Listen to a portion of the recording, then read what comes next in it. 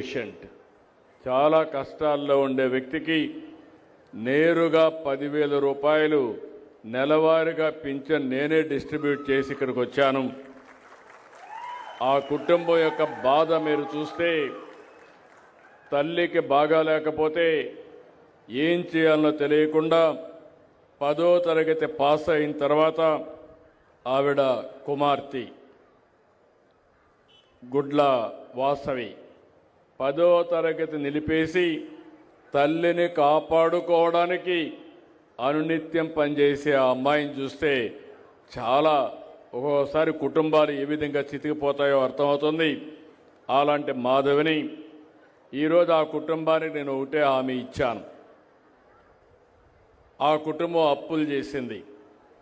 ఈరోజు తెలుగుదేశం ఎన్డీఏ ప్రభుత్వం వచ్చిన తర్వాత ఈ 10,000 రూపాయలు ఇచ్చాం కాబట్టి ఆ 10,000 రూపాయలతో డయాలసిస్ చేసుకుంటూ కనీసం బ్రతికే పరిస్థితి వచ్చింది.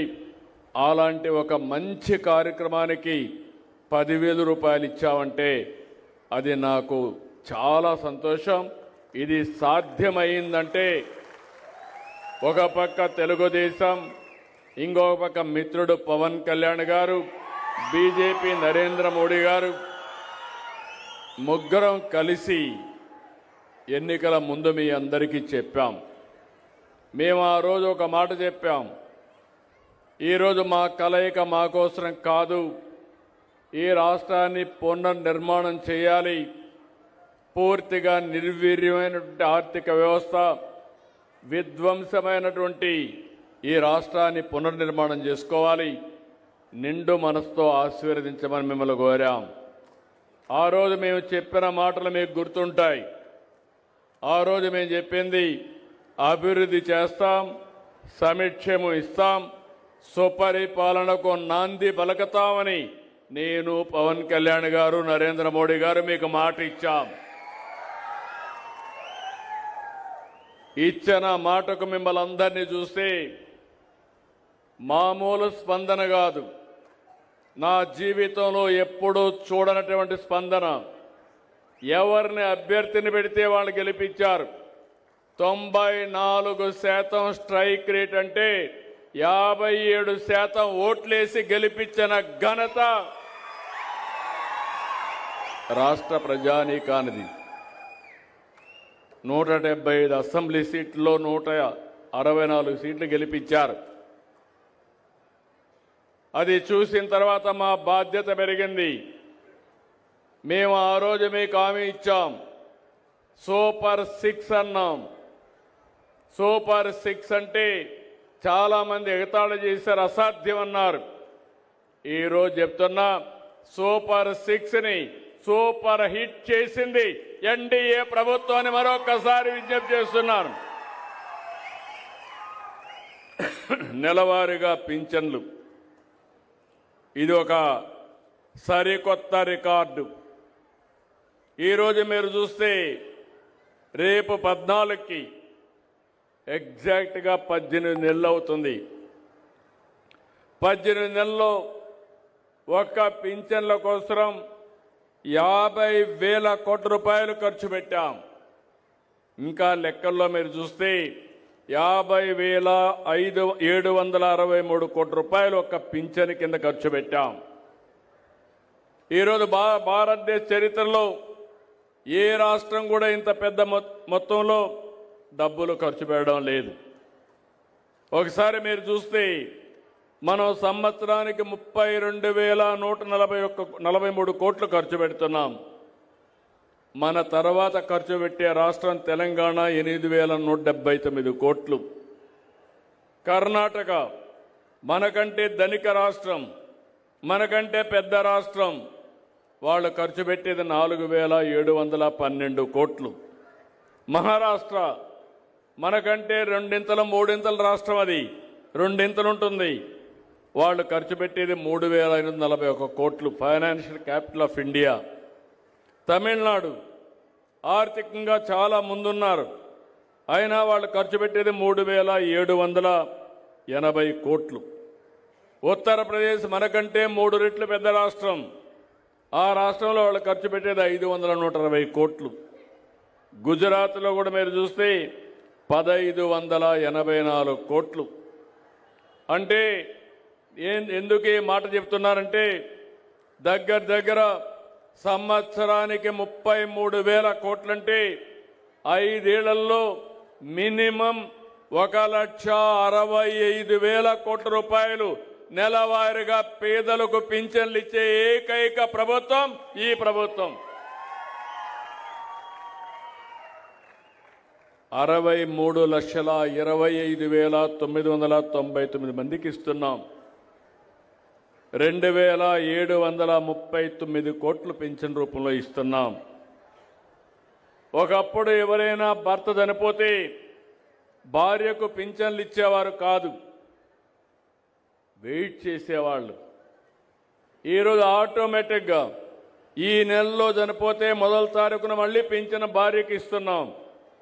ఈ నెలలో మీరు చూస్తే 7,533 మందికి 3 కోట్ల రూపాయలతో పింఛన్లు విడుదల చేశాం. ఇంకో పక్కన మీరు ఒకసారి చూస్తే మన జనాభా 4,93,00,000 మంది. అందులో 13% అంటే 100 మందికి 13 మందికి పింఛన్ వస్తుంది. కొంతమందికి 4,000 వస్తుంది, కొంతమందికి 6,000 ఇస్తున్నాం దివ్యాంగులకి. కొంతమంది ఇలాంటి క్రానిక్ పేషెంట్లు ఉంటే వాళ్లకు 10,000 ఇస్తున్నాం. బెడ్కే పరిమితమై వాళ్ళకు ఇంట్లో వాళ్ళు సేవ చేయాలనుకుంటే అలాంటి వాళ్లకు 15,000 ఇస్తున్నాం. ఈ విధంగా ఇచ్చే ఏకైక ప్రభుత్వం మీరు గుర్తుపెట్టుకోవాల్సిన అవసరం ఉంది. పింఛన్లు కూడా 59% మహిళలకే వస్తున్నాయి. మనం ఇచ్చే డబ్బుల్లో ఇప్పటి వరకు 50,000 ఇస్తే 30,000 కోట్ల రూపాయలు మహిళలకే ఇచ్చామని చెప్పి కూడా నేను మీకు తెలియజేస్తున్నా. ఒకప్పుడు ఒక నెలలో తీసుకోకపోతే ఎగ్గొట్టేవాళ్ళు. రెండో నెల 2 నెలలు ఇస్తున్నాం. 1,39,677 మందికి ఇస్తున్నాం. అంటే 114 కోట్లు ఇస్తున్నాం. 3 నెలలు కానీ 2 నెలలు తీసుకోకపోతే 3వ నెల ఇస్తున్నాం. ఇది కూడా 13,305 మందికి ఇస్తున్నాం. 16 కోట్లు ఇస్తున్నాం. మీరందరూ ఒకటి గుర్తుపెట్టుకోవాలి, పింఛన్లు ప్రారంభించింది నందమూరి తారక రామారావు గారు 84లో. 75 రూపాయలు పింఛన్ 200 చేసింది. తర్వాత నేను అప్పట్లో 35కే ఇచ్చాం. 35ని 75 చేశాం. ఆ తర్వాత 14లో 200ని 1,000 రూపాయలు చేశాం. 1000ని 200 చేశాం.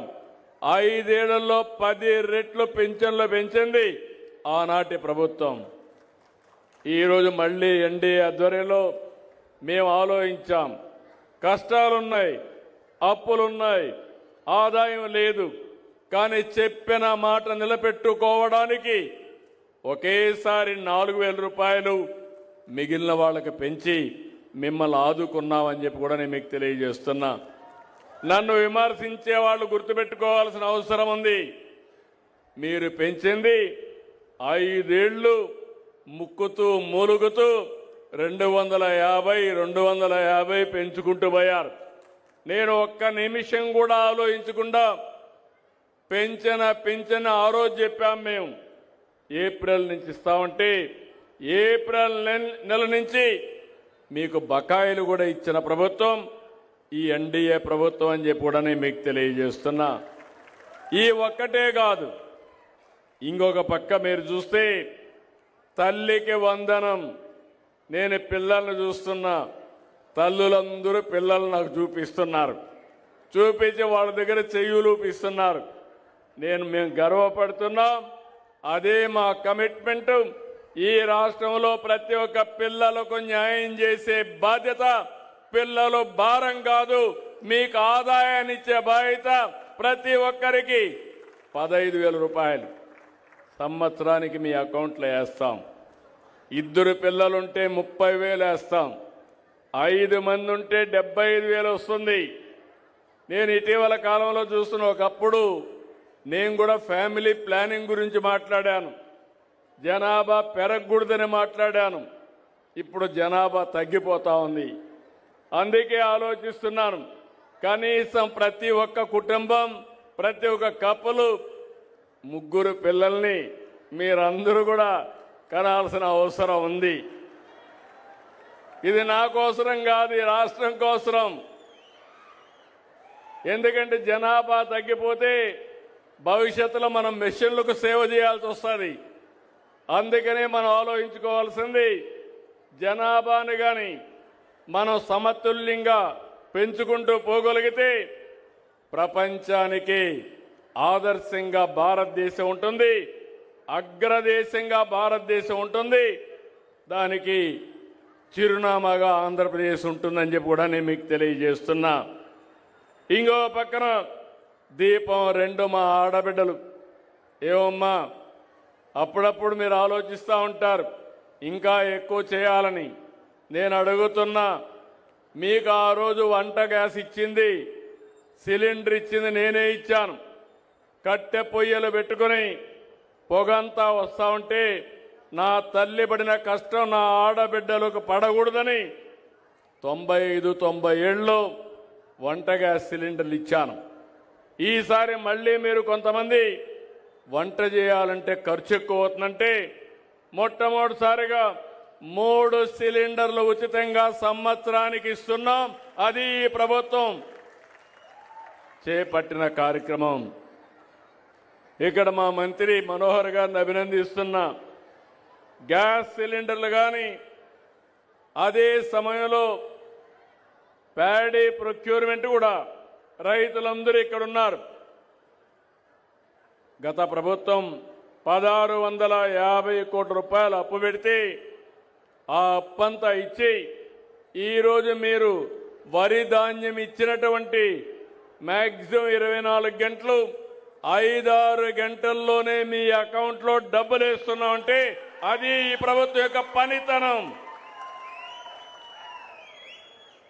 ఇది కాకుండా ఈరోజు మీరు ఒకసారి చూస్తే స్త్రీ శక్తి, ఉచిత ప్రయాణ సౌకర్యం, జల్సాగా మా ఆడబిడ్డలు ఎక్కడికి పోవాలన్నా 1 పైసా ఖర్చు లేకుండా మీరు వెళ్ళే సౌకర్యం ఏర్పాటు చేశాం.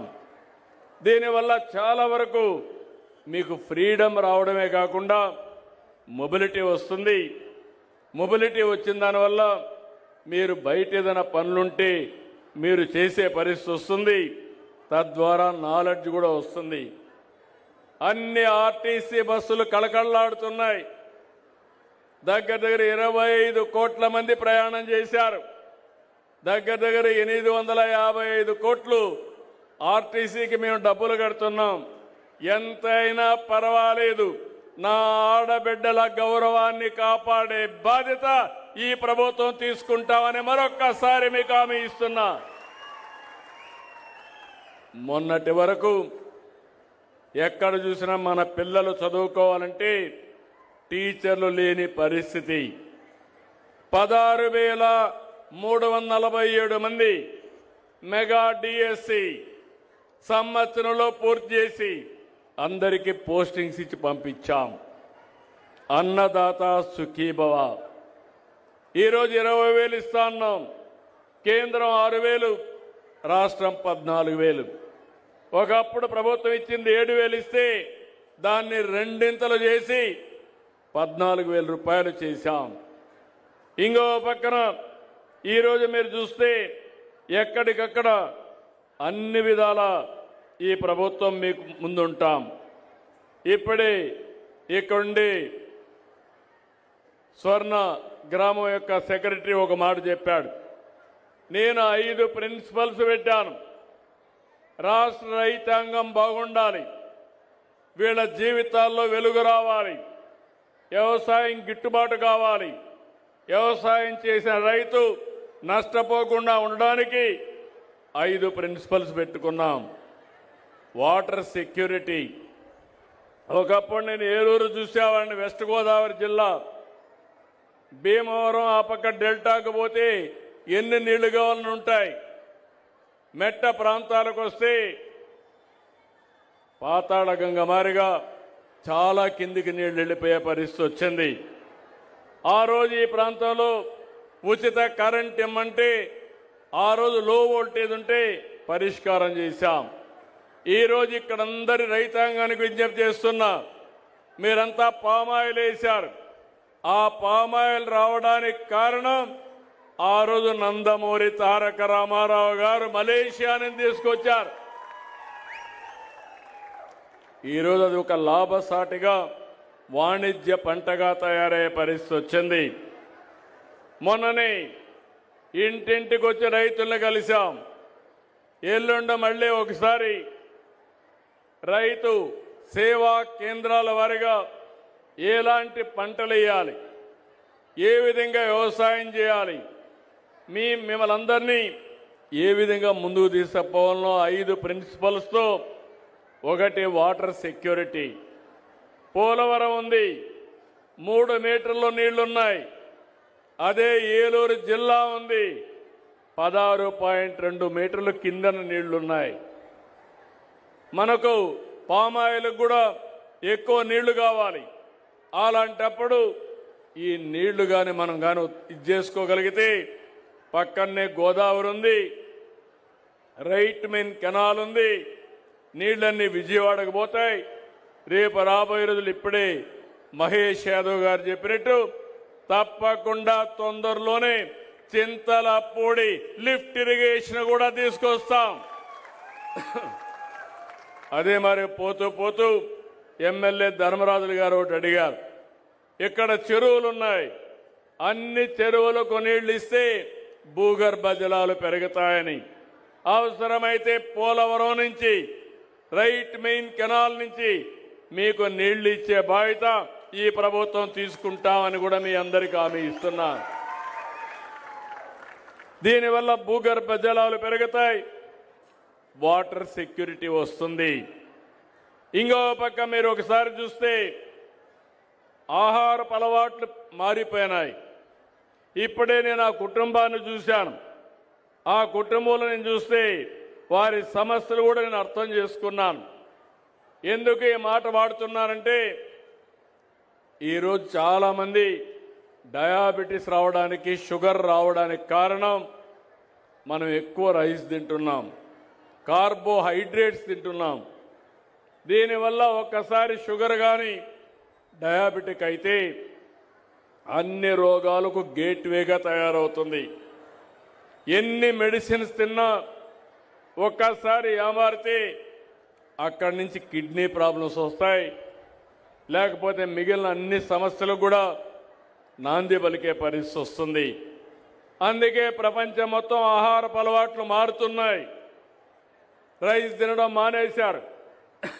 కొంతమంది ప్రోటీన్ కోసం ఎగ్ కానీ, చికెన్ కానీ, ఫిష్ కానీ, అదే మరి కూరగాయలు, పళ్ళు ఎక్కువ తినే పరిస్థితికి వచ్చారు.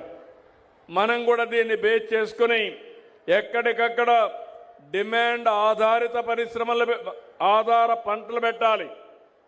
నేను ఇక్కడే ఒక మోడల్ చూశాను. ఒక అతను చాలా బాగా చేశాడు. 1 ఎకరా మధ్యలో వరి, చుట్టుపక్కల చేపల పెంపకం. దగ్గర 1 ఎకరాలో 2,30,000 రూపాయల ఆదాయం సంపాదిస్తున్నాడు. ఇలాంటి వినూత్నమైన కార్యక్రమాలు వస్తున్నాయి. నాటు కోళ్లు ఉన్నాయి. ఆ కోళ్లు చూశాను. కేజ్ తయారు చేసి అందులో ఈ కోళ్ల పెంచడం, అవన్నీ చూస్తే ఇంట్లోనే ఒక ఆడబిడ్డ నెలకు ఒక 15,000 రూపాయలు సంపాదించే అవకాశం వస్తుంది. అందుకే దీనికి మీకు అందరికీ పిలిపిస్తున్నా, డాక్రా సంఘాలు ముందుకు రావాలి. మీరు కూడా ఆదాయం సంపాదించాలి. మీకు ఏ విధంగా చేయాలో నేర్పించే బాధ్యత మాది, దాన్ని అందిపుచ్చుకునే బాధ్యత మీదని మరొకసారి మా ఆడబిడ్డలందరికీ ఆమె విజ్ఞప్తి చేస్తున్నాం. టెక్నాలజీ మారింది, అందుబాటులోకి వచ్చింది. ఈరోజు ఇక్కడ నేను చూస్తున్నాను, ఈరోజు డ్రోన్ ఉంది. డ్రోన్ కానీ పామాయిల్ తోటల మీద రన్ చేస్తే ఏ చెట్టు రోగం ఉన్నా, సరిగా లేకపోయినా అది డయాగ్నోస్ చేస్తుంది. నేరుగా ఆ చెట్టునే కరెక్ట్ చేసే పరిస్థితి వస్తుంది. ఇలాంటి కొత్త కొత్త టెక్నాలజీస్ వచ్చాయి. దీనివల్ల ఆదాయం పెరుగుతుంది, ప్రొడక్టివిటీ పెరుగుతుంది, దిగుబడి పెరిగే అవకాశం వస్తుంది. నేను అందుకని టెక్నాలజీని ఎక్కువ వాడుతున్నాను. వ్యవసాయం చాలా సమస్యలు ఉన్నాయి. రాయలసీమ మొత్తం హార్టికల్చర్కి వెళ్తున్నాం. ఆంధ్రాలో ముఖ్యంగా కోస్టల్లో ఎక్కువ అక్వాకల్చర్కి వెళ్తున్నాం. మీరందరూ చూస్తే ఎవరు ఇవ్వని విధంగా ₹50 అక్వాకల్చర్కి కరెంట్ ఇచ్చిన ఘనత, ఇస్తున్న ఘనత ఈ ప్రభుత్వానిదని మీ అందరికీ హామీ ఇస్తున్నా. ఆ రోజు నేను చెప్పా 850 కోట్లు అవుతుందన్నారు. ఎంతైనా పర్వాలేదు, చెప్పిన మాట నిలబెట్టుకోవాలని దాన్ని అమలు చేశాం. ఇంకో పక్క ఫుడ్ ప్రాసెసింగ్కి ఎక్కువ వెళ్ళాలి, వ్యవసాయ ఆధార పరిశ్రమలు పెట్టాలి. ఈరోజు ఒక్క విషయం మీరు ఆలోచిస్తే, ఇక్కడ కోకో ఉంది, కొబ్బరి ఉంది, అరకులో కాఫీ ఉంది. ఈ మూడు కలిపి చాక్లెట్లు తయారు చేసుకోవచ్చు, కాఫీ తయారు చేసుకోవచ్చు, అదే మరి ఐస్ క్రీములు తయారు చేసుకోవచ్చు, స్వీట్లు తయారు చేసుకోవచ్చు. అప్పుడే ఆదాయం వస్తుంది. అందుకే మొన్న ఒక అతను నా దగ్గరికి వచ్చి విశాఖపట్నంలో C3 అన్నాడు. C3 అంటే చాక్లెట్ అంటే కోకో, పక్కన కాఫీ అరకు, మూడోది కోకోనట్. ఈ మూడు కలిపి మనకు కావాల్సిన ఆహారాన్ని తయారు చేయడానికి ఫ్యాక్టరీలు పెట్టడానికి ముందుకు వస్తున్నారు. ఇలాంటి వినూత్నమైన ఆలోచనలు మీకు రావాల్సిన అవసరం ఉంది. దానికి నాంది పలుకుతాం, సబ్సిడీ ఇస్తాం, ప్రోత్సహిస్తామని మీ అందరికీ తెలియజేస్తున్నా. ఇది చేయడమే కాకుండా ఎప్పటికప్పుడు ప్రభుత్వం మీకు అందుబాటులో ఉంటుంది. ఎప్పుడైనా ఇబ్బంది వస్తే సరైన గైడెన్స్ ఇస్తాం, మిమ్మల్ని ఆదుకుంటాం, సబ్సిడీలు ఇస్తాం. అయితే మీరు కూడా గుర్తుపెట్టుకోవాలి, అందరూ రైతులు. మనం చిన్నప్పటి నుంచి మాకు వ్యవసాయం తెలుసని బయట ప్రపంచంలో మార్పులు వస్తే మనం మారకపోతే ఏ ప్రభుత్వం కూడా ఆదుకోలేదు. ఆ విషయం మీరు గుర్తుపెట్టుకోవాల్సిన అవసరం ఉంది. రైతులకు ఇబ్బందులు ఉన్నాయి. అయితే ఆ ఇబ్బందులు అధిగమించాలంటే మీరు మేము కలిసి సమిష్టిగా పనిచేస్తే తప్ప ఈ సమస్యకు పరిష్కారం రాదు. ఈ విషయం మీరు గుర్తుపెట్టుకోవాలి. అందుకే 3వ తారీఖున రైతు సేవా కేంద్రం వారిగా ఏ పంటలు ఉన్నాయి, పంటల మార్పిడి ఏ విధంగా చేయాలి, టెక్నాలజీ ఏ విధంగా ఉపయోగించుకోవాలి, ఈ విషయాలపైన చర్చ చేస్తున్నాం. నేను ఒక మాట మీరు గుర్తుపెట్టుకోవాల్సింది, సంక్షేమం, అభివృద్ధి, సుపరిపాలన. ఆ రోజు మాట ఇచ్చా, నేను పవన్ కళ్యాణ్ గారు చెప్పాం, అది ఈరోజు చేసి చూపించాం. 2029కి 20 లక్షల ఉద్యోగాలు ఇస్తాన్నాం. మొన్నే విశాఖపట్నంలో పెట్టుబడుల సదస్సు జరిగింది.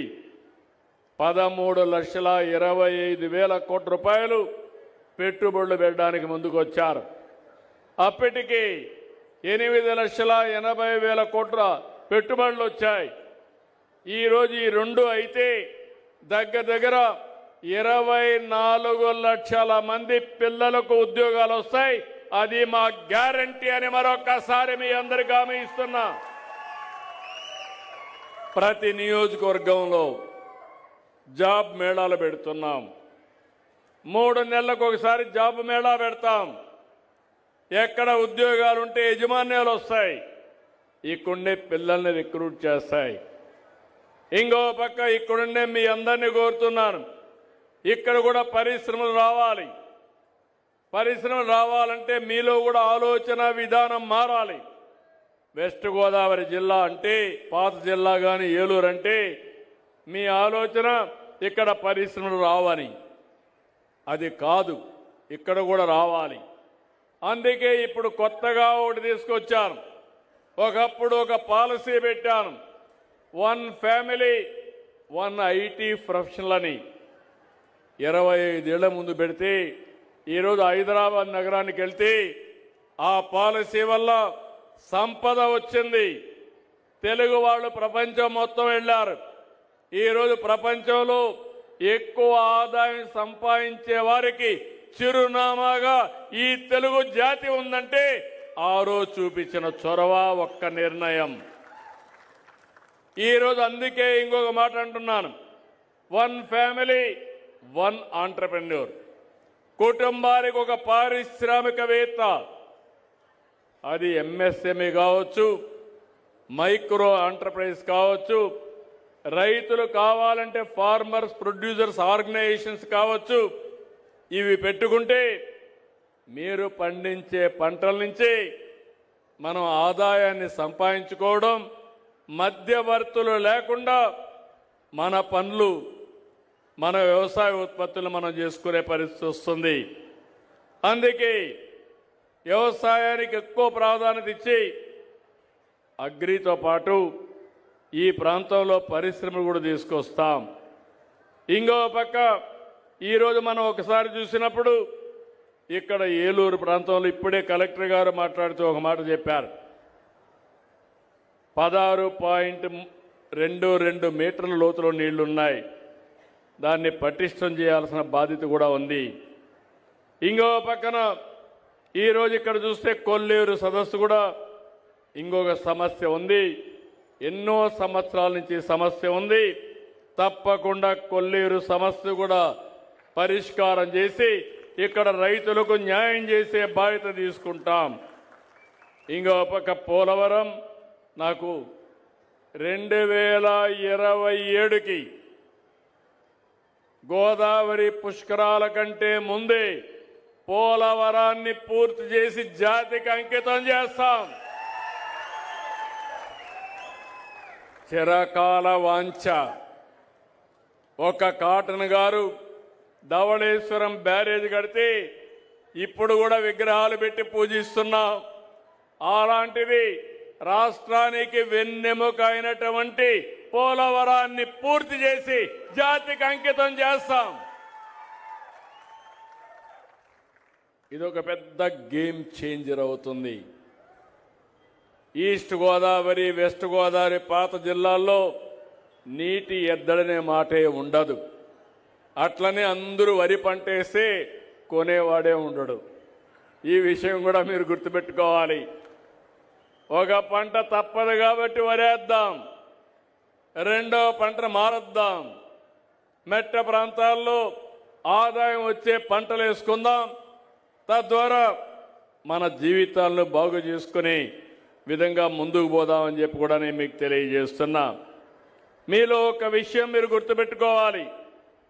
పోలవరం పూర్తి కావాలి. నీళ్లు వస్తే పొలాలకు విలువ వస్తుంది. నీళ్లు లేకపోతే పొలాలకు విలువ ఉండదు. ఒకప్పుడు ఇక్కడ నీళ్లు ఉండేటివి కాదు. ఆ రోజు ఇబ్బందులు పడ్డాం. తర్వాత పామాయిల్ వేసాం. ఈరోజు మీరు చూస్తే డెల్టా కంటే మెట్ట ప్రాంతంలోనే భూముల రేట్లు ఎక్కువ. అవునా కాదా అని మిమ్మల్ని అడుగుతున్నా. ఆదాయం కూడా ఎక్కువ. అది విజనకుండే ప్రభావం. అదే సమయంలో రేపు రాబోయే రోజుల్లో మీరు చూస్తే ఒకప్పుడు హైదరాబాద్ నేను చూశాను నా కళ్ళ ముందరనే. జూబ్లీ హిల్స్ అనేది డెడ్ ఎండ్. ఆ పక్క ఏముండేది కాదు. గుట్టలు, రాళ్ళు, లేకుంటే కారు కూడా పోయేది కాదు. ఆ రోజు ఒక హైటెక్ సిటీతో ప్రారంభించాం. తర్వాత ఐటీకి ప్రాధాన్యత ఇచ్చాం. ప్రపంచాన్ని మొత్తం కంపెనీలు తీసుకొచ్చాం. చుట్టుపక్కల కావాల్సిన ఇన్ఫ్రాస్ట్రక్చర్ డెవలప్ చేశాం.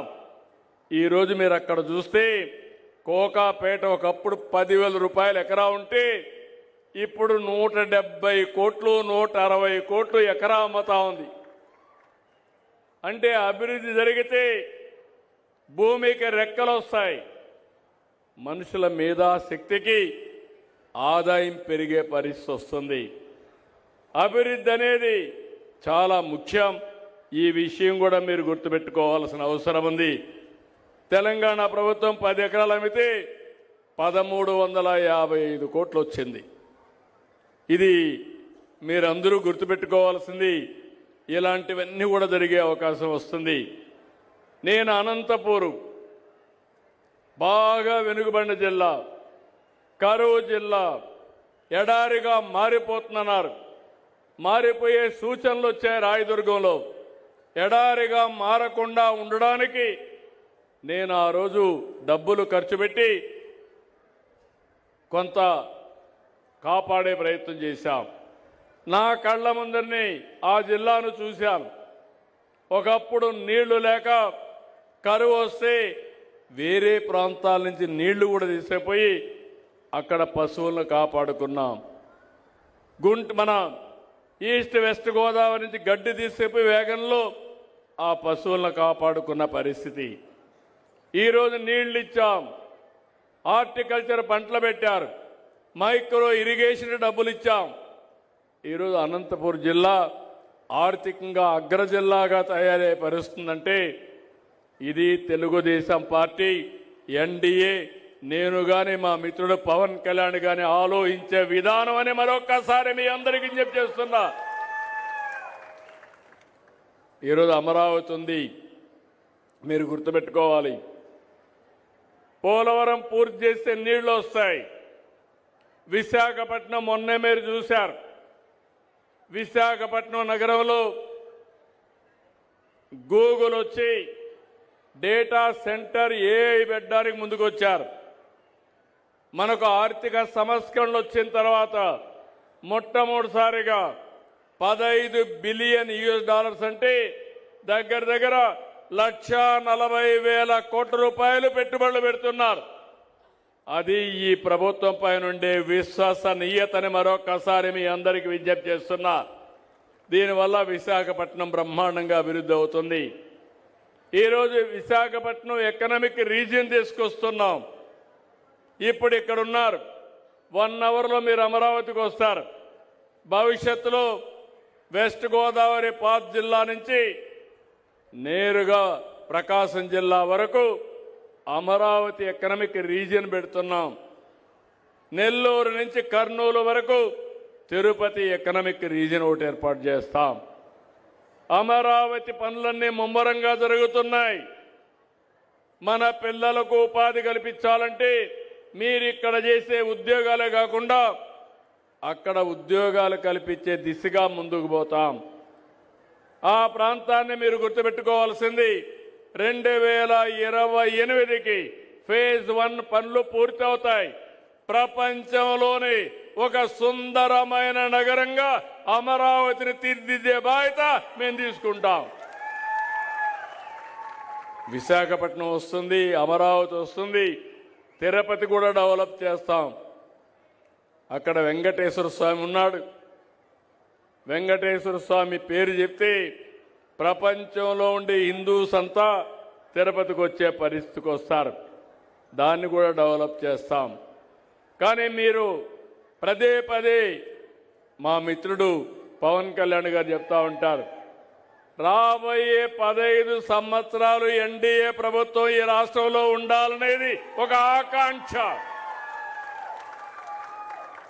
ఈ ఆకాంక్ష అంటే దేనికోసం మీరు ఆలోచిస్తే 9 సంవత్సరాలు నేను ముఖ్యమంత్రిగా 95 నుంచి 2004 వరకు ఉన్నాను. అప్పుడే ఆ పనులన్నీ అయినాయి. తర్వాత వచ్చిన వాళ్ళు చెడగొట్టలేదు. అదే కంటిన్యూయింగ్గా పైకి వెళ్ళేది కానీ చెడగొట్టలేదు. హైదరాబాద్ ఆ స్థాయికి వచ్చింది. మీరు చూడండి, ఇదే యంత్రాంగం, ప్రభుత్వ యంత్రాంగం, ఇదే రాష్ట్రం 5 సంవత్సరాలు ఈ రాష్ట్రంలో అభివృద్ధి జరిగిందా అని మిమ్మల్ని అడుగుతున్నా. జరిగిందా తమ్ముళ్ళు అని మిమ్మల్ని అడుగుతున్నా. ఆ 5 ఏళ్లకు ఈ 18 నెలలకు తేడా కనపడుస్తా ఉందా లేదా మీకు అని అడుగుతున్నా. కనపడుస్తుందని చేతులు పైకెత్తండి. అదే ఆ రోజుటికి ఈ రోజుటికి చూపించిన చొరవ. అదే కానీ ఈరోజు రోడ్లున్నాయి. అందరూ ఇక్కడ మిత్రులందరూ చెప్పారు, రోడ్ల విషయంలో మీరు చూస్తే చాలా సమస్యలు ఉన్నాయి. కడాన గుంతలు పడితే మట్టి కూడా పూడ్చలా. మన రోడ్లన్నీ ఒకసారి వేసాం, కానీ మళ్ళా వర్షాల వల్ల దెబ్బతిన్నాయి. మీ అందరికీ హామీ ఇస్తున్నా, జనవరి లోపల ఎట్టి పరిస్థితిలో కూడా రోడ్లన్నీ పార్ట్ హోల్స్ అన్ని పూర్తి చేసే బాధ్యత ఈ ప్రభుత్వానిది. ఆ తర్వాత కూడా మెరుగైన రోడ్లు ఇస్తాం, రోడ్ల వ్యవస్థ బాగు చేస్తాం. ఇలాంటి వినూత్నమైన కార్యక్రమాలతో ఈరోజు మనం ముందుకు పోయే పరిస్థితి వస్తాం. ఇంకో పక్కన నా ఆలోచన ఒకటి, తొందరలోనే ఒక వినూత్నమైన ప్రాజెక్టు వ్యవసాయానికి అగ్రిటెక్ తీసుకురావడం ఒకటైతే, ప్రతి ఒక్కరి ఆరోగ్యాన్ని కాపాడడానికి సంజీవని అనే ఒక ప్రాజెక్టు తీసుకొస్తాం. దానికి సంజీవని ఎందుకు పెట్టామంటే, దేవుడు మరో జన్మ రాముడు తమ్ముడు లక్ష్మణుడు యుద్ధంలో మూర్ఛపోతాడు. మూర్ఛపోతే మీకు చరిత్రతో తెలుసు. ఏం చేయాలని అడిగితే సంజీవని ఔషధం మొక్కంది అమ్మంటారు. ఎక్కడుందంటే నేరుగా పలాని పర్వతం దగ్గర ఉందంటే నేరుగా హనుమంతుడు అక్కడికి వెళ్ళిపోతాడు. మొక్క తెలియదు ఆయనకు, పర్వతాన్నే తీసుకొస్తాడు. తీసుకొచ్చి రాముడికి అప్పచెప్తే ఆ మొక్క తీసి ట్రీట్మెంట్ ఇస్తాడు, లక్ష్మణుడు బ్రతుకుతాడు. నా ప్రయత్నం కూడా మీ ఇంటి దగ్గరికి ప్రపంచంలో ఉండే వైద్య నాలెడ్జ్ని, మీకు ఏ సమస్య ఉంటే ఆ సమస్యకు సరి అయిన మందునిచ్చే విధానానికి నేను శ్రీకారం చుడతాం. అదే సంజీవని అని మరొక్కసారి విజ్ఞప్తి చేస్తున్నాను. అట్లని చెప్పి అందరం కూడా ఫుల్గా భోంచేద్దాం, అంతా కూడా డయాబెటీస్కి వచ్చినా పర్వాలేదు అనుకుంటే అది కుదరదు, దెబ్బతింటారు. దినానికి ఒక అర్ధ గంట కొంతమంది కష్టపడతారు, శారీరక కష్టం. కొంతమంది అది కూడా కష్టపడరు. కొంతమంది లైఫ్ని ఎంజాయ్ చేస్తాం, జాగ్రత్తగా చేస్తారు. కొంతమంది ఎప్పుడు రామ్దేవ్ చెప్తా ఉంటాడు, బాబా 120 సంవత్సరాలు తినాల్సిన ఫుడ్ని 20-30 ఏళ్ళు తినేస్తారు. దానివల్ల ఏమవుతుంది, 120 సంవత్సరాలు బతకవలసిన వ్యక్తి 30 ఏళ్లకే. అది సమస్య. అందుకే నేను ఆలోచిస్తున్నాను, క్వాలిటీ లైఫ్ ఉండాలి, జీవన ప్రమాణాలు పెరగాలి, మనం కూడా లైఫ్ స్టైల్స్ మార్చాలి. నేను చాలామందిని చూస్తూ ఉంటాను, కొంతమంది తాగి అడిక్ట్ అయిపోతూ ఉంటారు, కొంతమంది గంజాయికి బానిసలు అయిపోతూ ఉంటారు. మొన్న ఇటీవల కాలంలో చాలా చేశారు. గంజాయి వస్తే కనీసం ఒక్క రివ్యూ మీటింగ్ పెట్టలేదు, దానివల్ల అందరికీ అలవాటు అయిపోయింది.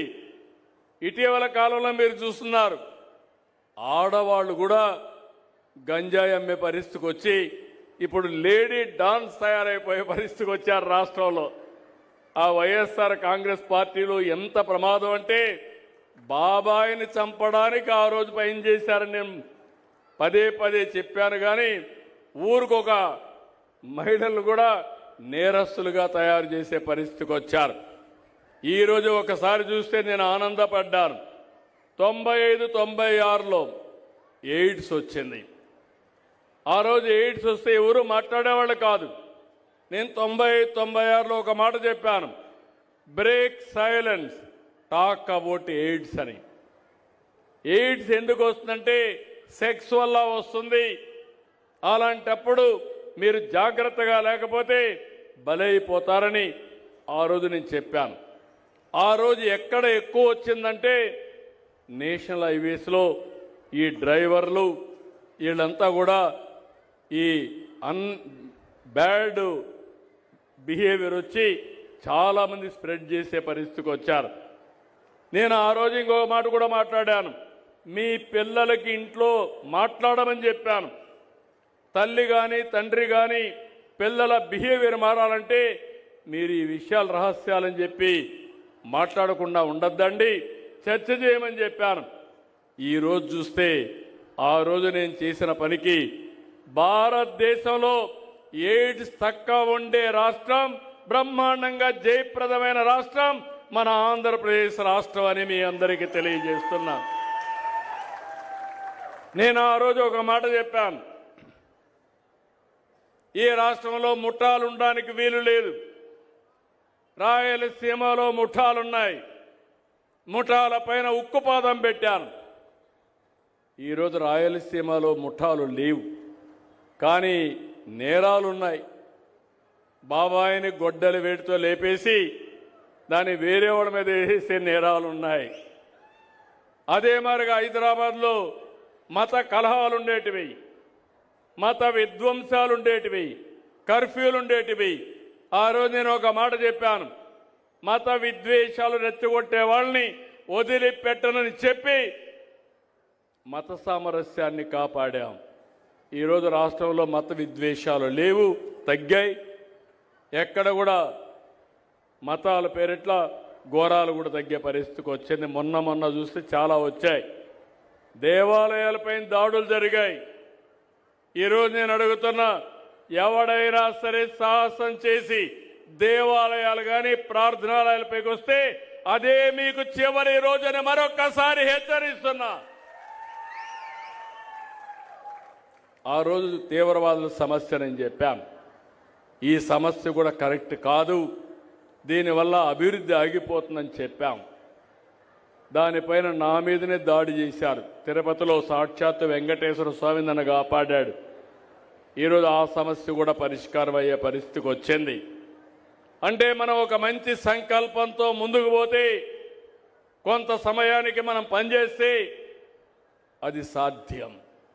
నేను అందుకే ఈ మీటింగ్ ద్వారా మీ అందరికీ విజ్ఞప్తి చేస్తున్నా, నరేంద్ర మోడీ గారు సమర్థవంతమైన నాయకత్వాన్ని కేంద్రంలో ఇస్తున్నారు. 2047కి వికసిత్ భారత్ ద్వారా ప్రపంచానికి ఒక అగ్రదేశంగా, నెంబర్ 1 దేశంగా భారతదేశం తయారవుతుంది. అదే సమయంలో ఇక్కడుండే ఎన్డీఏ ప్రభుత్వం స్వర్ణాంధ్ర 2047 తయారు చేస్తున్నాం. నిర్దిష్టమైన లక్ష్యాలు ఇచ్చాం. ఈ ప్రభుత్వం 5 ఏళ్లలో మీ తలసరి ఆదాయాన్ని 2 చేస్తాం. ఈ విధంగా చేసుకుంటూ పోతే 2047కి తలసరి ఆదాయం 55 లక్షల రూపాయలు ఉంటుంది. ఇప్పుడు 3 లక్షల నుంచి 55 లక్షలు చేసే బాధ్యత తీసుకుంటామని కూడా మీకు తెలియజేస్తున్నా. నా ఆలోచన ఒకటి, అందరు పేదరికం పోవాలి, ఆర్థిక అసమానతలు తగ్గాలి, అందరికీ మెరుగైన జీవన ప్రమాణాలు రావాలి. అందుకే P4 తీసుకొచ్చాం. అది ఏ విధంగా అమలవుతుందో ఇప్పుడే మీతో మాట్లాడతాను. ఇక్కడికి వచ్చినప్పుడు ఎమ్మెల్యే ఇక్కడుండి ఆంజనేయులు గారు చెప్పినట్టు నారాయణపురం ఇంటర్ కాలేజీ రిపేర్లు అవన్నీ ఉన్నాయి, దాన్ని రివైవ్ చేయాలన్నారు. రెండోది నిడమర్లో సిహెచ్సి ఒక హాస్పిటల్ కావాలని కోరారు. మూడోది గణపవరం బీసీ హాస్టల్ బాగా డ్యామేజ్ అయింది, ఆ రిపేర్లు కావాలని చెప్పి అడిగారు. నల్లజర్ల టు లక్ష్మీపురం రోడ్డు కావాలని చెప్పి అడిగారు. ఇంకో పక్క పామాయిల్లో ఎల్టీ లైన్స్ అన్నీ కూడా పక్కన వేసుకోవడానికి 25% వేస్తున్నారు. అట్లా కాకుండా 2-3% కావాలని చెప్పి అడిగారు. ఇవన్నీ చేసే బాధ్యత ఈ ప్రభుత్వం తీసుకుంటాం. ఇప్పుడే కలెక్టర్ గారికి ఆదేశాలు ఇస్తున్నా, ఎస్టిమేట్స్ కూడా తయారు చేసి పంపించమని కోరుతున్నా. ఏలూరు నుంచి జంగారెడ్డిగూడెం నేషనల్ హైవే కోరారు, అది కూడా రికమెండ్ చేస్తా. అదే మరి మహేష్ కూడా పనిచేసి దాన్ని కూడా సాధిస్తారని చెప్పి కూడా నేను మీకు తెలియజేసుకుంటూ, మరొక్కసారి ఇక్కడికి వచ్చినప్పుడు మీరు చూపించిన అభిమానం చూస్తున్నా.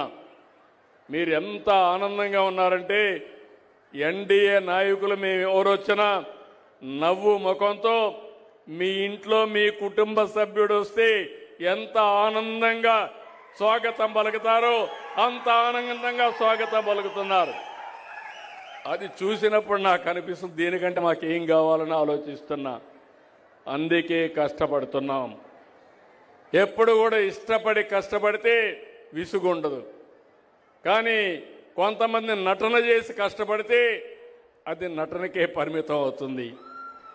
అందుకే మీకు హామీ ఇస్తున్నాం, మేము కష్టపడేది రాష్ట్రానికి. ఎన్ని ఇబ్బందులున్నా ఈ రాష్ట్ర ప్రయోజనాలు కాపాడుతాం, మిమ్మల్ని అన్ని విధాలు ఆదుకుంటాం.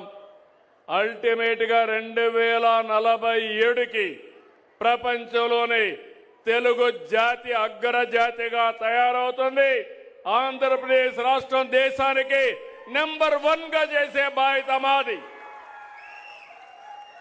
దీనికి పూర్తిగా సహకరించే బాధ్యత, ఆశీర్వదించే బాధ్యత, ముందుకు నడిపించే బాధ్యత మీదని చెప్పి మీ అందరికీ తెలియజేసుకుంటూ, మరొకసారి ఇక్కడ నేను చూశాను గుడ్ల నాగలక్ష్మి, ఆ అమ్మాయి కిడ్నీతో బాధపడుతుందని చెప్పాను. అలాంటి కుటుంబాలు చూసినప్పుడు చాలా బాధేస్తుంది. సమస్య పరిష్కారం చేయడమే కాకుండా ఆ కుటుంబం అప్పుల పాలైంది.